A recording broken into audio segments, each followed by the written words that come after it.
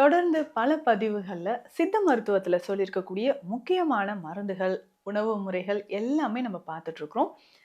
இந்த பதிவுல நம்ம என்ன பார்க்க போறோம்? சித்தர்கள் சொன்ன ஒரு முக்கியமான வழிமுறை. காலகட்டத்துல பார்த்தோம்னா நெறைய பேருக்கு இந்த பிரச்சனை இருக்கு. ஆண்கள், பெண்கள், டீனேஜ்ல இருக்கிறவங்களுக்கு கூட வந்துட்டு இருக்கு அப்படின்னா, இந்த தைராய்டு தொடர்பான பிரச்சனைகள் தான். சிலருக்கு இந்த தைராய்டு ப்ராப்ளம் நமக்கு இருக்குன்னே தெரியாது. தெரியாம அதனோடையே வாழ்ந்துகிட்டு, அந்த சிம்ப்டம்ஸோடயே போராடிக்கிட்டு என்ன அப்படின்னு பார்த்தோம்னா, அந்த தைராய்டு அப்படின்னு சொல்றது ஒரு முக்கியமான ஹார்மோன். பிட்யூட்டரி கிளாண்ட் தான் இத நமக்கு கண்ட்ரோல் பண்ணுது அப்படின்னு சொல்லலாம். உங்களுக்கு காலையில எழுந்திரிச்சோனே, ஒரு உடல்ல ஒரு சோர்வு இருந்துகிட்டே இருக்கா? காலைல எழுந்திரிச்சோனே, இந்த வேலைய அப்புறம் பார்த்துக்கலாம், அந்த வேலைய இப்படி பார்த்துக்கலாம், இன்னைக்கு வேண்டாம் நாளைக்கு அப்படின்னு ஒரு சோர்வு இருந்துகிட்டே இருக்கா? அதற்கு அடுத்தது முக்கியமான ஒரு சிம்ப்டம் பார்த்தோம்னா, உடல் எடை அதிகரிக்கிறது இல்ல குறையுது. இந்த ஹசிமோட்டோ தைராய்டிட்டிஸ் இருக்கிறவங்களுக்கு பார்த்தோம்னா, தைராய்டு கிளாண்ட்ல கொஞ்சம் வீக்கம் இருக்கிறத நம்ம பார்க்குறோம். தைராய்டு கிளாண்ட்ல ஒரு நொடியூல்ஸ் ஃபார்ம் ஆயிட்டு இருக்கும். நொடியூல்ஸ் அப்படின்னா சின்ன சின்ன கட்டிகள்.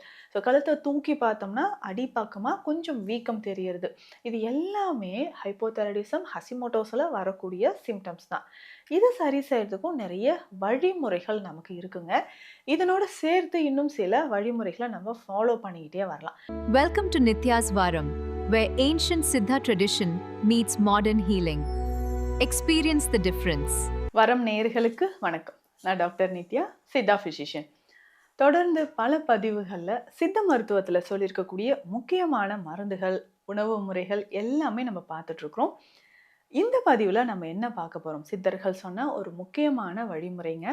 இன்றைய காலகட்டத்துல பார்த்தோம்னா நெறைய பேருக்கு இந்த பிரச்சனை இருக்கு. ஆண்கள், பெண்கள், டீனேஜ்ல இருக்கிறவங்களுக்கு கூட வந்துட்டு இருக்கு அப்படின்னா, இந்த தைராய்டு தொடர்பான பிரச்சனைகள் தான். சிலருக்கு இந்த தைராய்டு ப்ராப்ளம் நமக்கு இருக்குன்னே தெரியாது. தெரியாம அதனோடையே வாழ்ந்துகிட்டு, அந்த சிம்ப்டம்ஸோடயே போராடிக்கிட்டு இருப்போம்.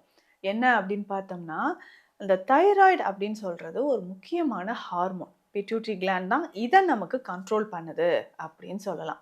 உங்களுக்கு காலையில எழுந்திரிச்சோனே, ஒரு உடல்ல ஒரு சோர்வு இருந்துகிட்டே இருக்கா? காலைல எழுந்திரிச்சோனே, இந்த வேலைய அப்புறம் பார்த்துக்கலாம், அந்த வேலைய இப்படி பார்த்துக்கலாம், இன்னைக்கு வேண்டாம் நாளைக்கு அப்படின்னு ஒரு சோர்வு இருந்துகிட்டே இருக்கா? அதற்கு அடுத்தது முக்கியமான ஒரு சிம்ப்டம் பார்த்தோம்னா, உடல் எடை அதிகரிக்கிறது இல்ல குறையிறது. இந்த உடல் எடை சம்மந்தப்பட்ட பிரச்சனைகளே இன்னைக்கு தீராத ஒரு பிரச்சனையாக நெறைய பேருக்கு இருக்குங்க. நான் வெயிட் லாஸ் பண்றேன், வெயிட் லாஸ் பண்றேன் நம்மளும் எவ்வளவோ ட்ரை பண்ணுவோம். ஆனா, நமக்கு வெயிட் லாஸ் ஆகாம தான் இருக்கு. அதுக்கு என்னென்ன சொல்யூஷன்ன்னே தெரியலையே. ஏன் ஒரு வெயிட்டுக்கு மேல ஒரு 5, 6 கிலோ கடகடன்னு வெயிட் லாஸ் ஆச்சே. அதுக்கப்புறம் நமக்கு வெயிட் லாஸ் ஆகவே இல்லையே. இந்த மாதிரி தான் ஒரு சிலர் அப்படியே யோசிச்சுக்கிட்டே நம்ம இருப்போம். பொதுவாக இந்த தைராய்டு அப்படின்னு சொல்றது இந்த 2 விஷயத்துல தான் அதிகமா நமக்கு பாதிப்பை ஏற்படுத்துது. முக்கியமாக இந்த T3, T4, TSH. இந்த TSH தைராய்டு ஸ்டிமுலேட்டிங் ஹார்மோன் அப்படின்னு சொல்றது தான் பிட்யூட்டரி கிளாண்ட்லேருந்து வந்து நமக்கு இந்த தைராய்ட ரூல் பண்ணுது அப்படின்னு சொல்லலாம். அத வந்து ஸ்டிமுலேட் பண்ணா மட்டும் தான் தைராய்ட்லேருந்து செக்ரேட் ஆகக்கூடிய T3, T4 நமக்கு உடல்ல கிடைக்கும். இந்த T3, T4 2மே பார்த்தீங்கன்னா, உடலோட இயக்கத்திற்கும் சரி, நம்மளுடைய மனநிலையை தீர்மானிக்கிறதுக்கும் சரி, இது ரொம்ப ரொம்ப முக்கியங்க. இந்த T4 ஹார்மோன் என்ன பண்ணுது? நம்ம ஆக்டிவா இருக்கிறதுக்கு, உடல்ல மெட்டபாலிசம் நார்மலா நடக்கிறதுக்கு, எல்லாத்துக்கும் இது பார்த்துக்கும். T3 மெயினா என்ன பண்ணுதுன்னா, நம்மளுடைய ஸ்ட்ரெஸ் லெவல். நெறைய பேருக்கு பார்த்தோம்னா, இந்த மெனோபாஸ் டைம்ல ஒரு மூட் ஸ்விங் வந்துரும். திடீர்னு வந்து நான் டென்ஷன் ஆகுறது, ஹேப்பியா இருக்கிறது, ஸ்ட்ரெஸ்லயே இருக்கிறது. இந்த மாரி விஷயங்களெல்லாம் இது கண்ட்ரோல் பண்ணுது. இப்போ நீங்க பிளட் டெஸ்ட் எடுத்து பார்க்குறீங்க அப்படின்னா, இந்த ஹைப்போதைராய்டிசம் அப்படின்ற ஒரு பிரச்சனை இருக்கும். TSH லெவல் மட்டும் அதிகமா இருக்கிறது. இந்த ஹைப்போதைராய்டிசம் இருக்கிறவங்களுக்கு தாங்க இந்த பிரச்சனை எல்லாம் வரும். கிடுகிடுன்னு வெயிட் கெயின் ஆகுறது.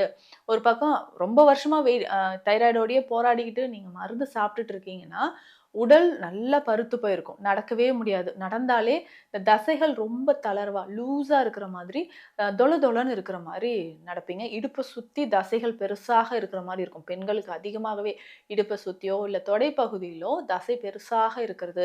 கண்கள் நல்லா நார்மலா இருந்த கண்கள் எனக்கு கொஞ்சம் பிதுங்கிட்டு வெளியில வந்த மாரி இருக்கு. உத்து பார்க்குற மாரி தெரியுது. கண்கள் நல்ல முட்டை கண்ணு மாரி தெரியுதுங்க அப்படின்னு சொல்றீங்கன்னா, தைராய்டு ரொம்ப வருஷமா இருந்து அதனுடைய பாதிப்புகள் நமக்கு அதிகமாக இருந்துச்சுன்னா, இந்த பிரச்சனைகள் இருக்குங்க. இதனோட தலைமுடி அதிகமா உதிர்றது, முக்கியமா பார்த்தோம்னா, இந்த புருவத்தில இருக்கக்கூடிய ஐப்ரோஸ்ல கூட பார்த்தீங்கன்னா, முடி வந்து அதிகமா உதிரும். இது எல்லாமே இந்த ஹைப்போதைராய்டிசம்னால வர்றது. இதில முக்கியமா இன்னொரு பிரச்சனை என்ன தெரியுங்களா? Auto immune condition. நம்ம உடல்ல இருக்கக்கூடிய இம்யூனிட்டியே தைராய்ட அஃபெக்ட் பண்றது தான் ஒரு பெரிய சோகத்திற்கு உள்ளான ஒரு விஷயம் சொல்லலாம். அந்த ஹஷிமோட்டோ தைராய்டிட்டிஸ் அப்படின்னு சொல்றது. இந்த ஹஷிமோட்டோ தைராய்டிட்டிஸ் இருக்கிறவங்களுக்கு பார்த்தோம்னா, தைராய்டு கிளாண்ட்ல கொஞ்சம் வீக்கம் இருக்கிறத நம்ம பார்க்குறோம். தைராய்டு கிளாண்ட்ல ஒரு நோடியூல்ஸ் ஃபார்ம் ஆயிட்டு இருக்கும். ஸோ நோடியூல்ஸ் அப்படின்னா சின்ன சின்ன கட்டிகள். ஸோ கழுத்த தூக்கி பார்த்தோம்னா, அடிப்பக்கமா கொஞ்சம் வீக்கம் தெரியறது. இது எல்லாமே ஹைப்போதைராய்டிசம், ஹஷிமோட்டோஸ்ல வரக்கூடிய சிம்ப்டம்ஸ் தான். இத சரி செய்றதுக்கும் நெறைய வழிமுறைகள் நமக்கு இருக்குங்க. இதனோட சேர்த்து இன்னும் சில வழிமுறைகள நம்ம ஃபாலோ பண்ணிக்கிட்டே வரலாம். இதுவே ஹைப்பர்ன்னு வச்சுக்கோங்களேன். உடல் எடை குறைஞ்சுகிட்டே வர்றது, இர்ரெகுலர் பீரியட்ஸ், குழந்தை பிறப்பு வந்து தள்ளி போகுறது, இல்ல கன்சீவ் ஆகவே மாட்டேங்குதுங்க அப்படின்னு சொல்ற மாரி விஷயங்கள் இருக்கும். இதுல முக்கியமா நீங்க தைராய்டுக்கான சிகிச்சைகள் எடுத்துக்கிட்டே இருக்கிறீங்கன்னா, கன்சீவ் ஆயிட்டீங்க அப்படின்னு சொல்லும்பொழுது, ஃபர்ஸ்ட் ட்ரைமெஸ்டர்ல ரொம்ப கவனமா இருக்கணும். ஏன்னா, இப்ப தாய்க்கு தைராய்டு ஹார்மோன் குறைவாக இருந்துச்சுன்னா, அது குழந்தையோட மூளை வளர்ச்சிய பாதிக்கும். ஸோ, அதனால நம்ம எடுக்கக்கூடிய நம்ம உடல்ல இருந்து தான் சப்ளிமெண்ட்ஸ் போய் தான் குழந்தைக்கு அந்த ஃபர்ஸ்ட் ஒரு 3 டூ 4 மந்த்ஸ். அப்பவே நமக்கு தைராய்டு ஹார்மோன் இல்லன்னா, குழந்தையோட குரோத்தா இருக்கட்டும், குழந்தையோட மூளை வளர்ச்சியா இருக்கட்டும் பாதிப்புக்கு உள்ளாகுது. அப்போ உங்களுக்கு தைராய்டு ஹார்மோன் லெவல் எப்படியெல்லாம் இருக்குன்றத ரொம்ப ரொம்ப கவனமா பார்த்துக்கோங்க. டெய்லி ஒரு டேப்லெட் எடுக்கணும், தைராய்டு சப்ளிமெண்ட்ஸ் எடுக்கணும் அப்படின்ற அவசியமே உங்களுக்கு கிடையாது. சிம்பிளான வழிமுறைகள் சொல்றேன். கம்ப்ளீட்டா ஹைப்போதைராய்டிசம் இருந்தாலும் சரி, ஹைப்பர் தைராய்டிசம் இருந்தாலும் சரி, இல்ல தைராய்டு நோடியூல்ஸ் இருக்கு, தைராய்டு கிளாண்ட்ல கட்டி கட்டியா இருக்கு அப்படின்னாலும் நீங்க பயப்படவே வேண்டாங்க. ஏன்னா, இந்த வழிமுறைய நெறைய பேருக்கு நான் சொல்லி இப்போ ரொம்ப ரொம்ப ஆரோக்கியமாக இருக்காங்க. ஸோ இந்த தைராய்டு பிரச்சனைக்கு ஒரு ஃபுல் ஸ்டாப் வைக்கணும்னா, சிம்பிளா நம்ம என்னெல்லாம் அவாய்ட் பண்ணணும் அப்படின்னு பார்க்கலாம். வெயிட் லாஸ் பண்றேன்னு நம்ம அது பின்னாடியே ஓடாம, தைராய்டு ஹார்மோன நீங்க ரெகுலேட் பண்ணா மட்டும் தான் கடகடன்னு வெயிட் லாஸ் பண்ண முடியும். காஃபி, டீ அதிகமா குடிக்கிறீங்களா? அத வந்து அவாய்ட் பண்ணிக்கோங்க. அடுத்தது ஆல்கஹால், ஸ்மோக்கிங் கட்டாயம் எடுக்கவே கூடாது. இதுல சில வகையான வெஜிடபிள்ஸ் அதாவது கய்ட்ரோஜெனிக்ஸ் அப்படின்னு சொல்லக்கூடிய இந்த கேபேஜ், அந்த முட்டைக்கோஸ், காலிஃப்ளவர் இது எல்லாமே கொஞ்சம் தவிர்க்கலாம். ஆனா நல்லா வேக வைத்து எப்பயாவது சாப்பிட்டுக்கலாம். பச்சையா சாப்பிட்டா தான் அது நமக்கு ப்ராப்ளமே தவிர, நல்லா வேக வைத்து சாப்பிட்டோம்னா பிரச்சனை கிடையாது. இருந்தாலும் கொஞ்ச நாளைக்கு அதெல்லாம் தவிர்த்துக்கோங்க. அது ரொம்ப ரொம்ப நல்லது. அதிகமான இனிப்பு அதாவது ஸ்வீட் கிரேவிங்ஸ் இருந்துகிட்டே இருக்கும். தைராய்டு பிரச்சனை இருக்கிறவங்களுக்கு பார்த்தோன்னா, எது வேண்டான்னு சொல்றோமோ, அத தான் அதிகமா வந்து சாப்பிடுற மாரி தோணும். ஸோ, அப்போ நம்ம அதிகமா ஸ்வீட்ஸ் சாப்பிடுறது, உப்பு சேர்த்து சாப்பிடுறது, இதையும் நம்ம குறைச்சிக்கணும். அப்போ ரெகுலரா இத நம்ம இந்த உணவு முறைகள ஃபாலோ பண்ணிக்கிட்டே வரணும். எதெல்லாம் நல்லதுங்க. எனக்கு தைராய்டு பிரச்சனை இருக்கு. இதெல்லாம் சாப்பிட்டா நான் ஆரோக்கியமாக இருக்க முடியுமா? தைராய்டு கிளாண்ட் நார்மலா செக்ரீட் ஆகுமா? இதுல முக்கியமா தைராய்டு ஹார்மோன் ஒரு சிலருக்கு நார்மலா இருக்கும். பிளட் டெஸ்ட் எடுத்து பார்ப்பீங்க. தைராய்டு ஹார்மோன் லெவல் நார்மலா இருந்தாலும், ஒரு சிலருக்கு இந்த தைராய்டு ஹார்மோனால வரக்கூடிய பிரச்சனைகள் உடல்ல இருந்துகிட்டே இருக்கும். அது வந்து ப்ரீ கண்டிஷன் அப்படின்னு சொல்லலாம். தைராய்டு நமக்கு பாதிப்புக்கு உள்ளாக போகுது அப்படின்னு சொல்றத இண்டிகேட் பண்றதுக்கான ஒரு ஸ்டேஜ். இந்த ஸ்டேஜ்லயே நம்ம டயட்டும் கரெக்ட்டா ஃபாலோ பண்ண ஆரம்பிச்சுட்டோம்னா, கண்டிப்பாக இந்த தைராய்டு பிரச்சனை நமக்கு வராமல் தடுத்துக்கலாம். இப்போ நம்ம என்னென்ன உணவுகள் நம்ம சாப்பிடணும் அப்படின்னா, முளைக்கட்டிய பயிறு வகைகள் ரொம்ப முக்கியமானது. சமைக்கும்போது நம்ம என்ன பண்ணணும்னா, தேங்காய் எண்ணெயில சமைத்து சாப்பிடுறது நல்லதுங்க. தினம்தோறும் காலையில 1 ஸ்பூன் அளவுக்கு வெந்நீர்ல கலந்த நெய், 1 ஸ்பூன் நெய் எடுத்து வெந்நீர்ல கலந்து அத நம்ம சாப்பிட்டுக்கிட்டு வரலாம். தேங்காய் எண்ணெய் முக்கியமாக இந்த வீக்கம் இருக்கிறவங்களுக்கு ரொம்ப ரொம்ப யூஸ்ஃபுல்லா இருக்கும். தேங்காய் எண்ணெயில கொஞ்சம் மஞ்சள் பொடி போட்டு நல்லா மிக்ஸ் பண்ணிக்கோங்க. மிக்ஸ் பண்ணிட்டு தைராய்டு கிளாண்ட் வீக்கம் இருக்கு பார்த்தீங்களா? அந்த இடத்துல அப்ளை பண்ணிக்கிட்டே வாங்க. ஒரு நாளைக்கு 2 வேளை இதே மாதிரி நம்ம அப்ளை பண்ணிக்கிட்டே வரும்பொழுது வீக்கம் குறைய ஆரம்பிச்சுரும். இதுல முக்கியமாக நம்ம குடுக்கக்கூடிய மந்தாரை குடிநீர், மரமஞ்சள் குடிநீர் 2மே தைராய்டு ஹார்மோன் லெவல மெயின்டெயின் பண்றதுக்கும், தைராய்டு பிரச்சனைய நமக்கு சரி செய்றதுக்கும் பயன்படுதுங்க. ரெகுலரா இத ஃபாலோ பண்ணிக்கிட்டே வாங்க. ஸோ தைராய்டு பிரச்சனை இருக்கா? நீங்க பயப்படவே வேண்டாம், வொரி பண்ண வேண்டாம்.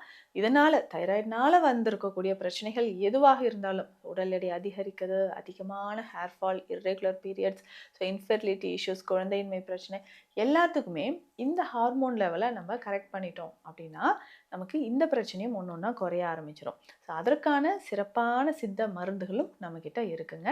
இது தொடர்பான மருத்துவ ஆலோசனைகளுக்கு ஸ்க்ரீன்ல இருக்கிற நம்பருக்கு கான்டாக்ட் பண்ணுங்க. நன்றி. Welcome to Nitya's Varam, where ancient Siddha tradition meets modern healing. Experience the difference.